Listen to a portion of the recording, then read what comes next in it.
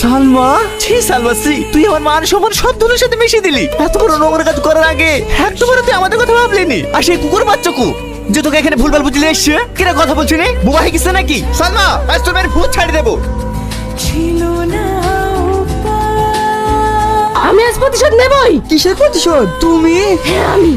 চিনতে পেরেছিস? শাহিন, কে এটা? কি হলো বলো? কে এটা? কি রে, মুখ বন্ধ হয়ে গেল যে? বল।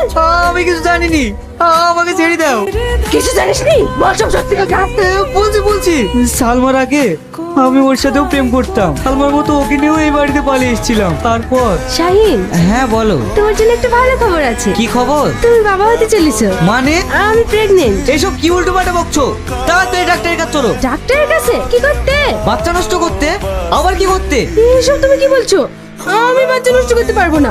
তুমি আমাকে কবে বিয়ে করবে তাই বলো। বিয়ে কিসের?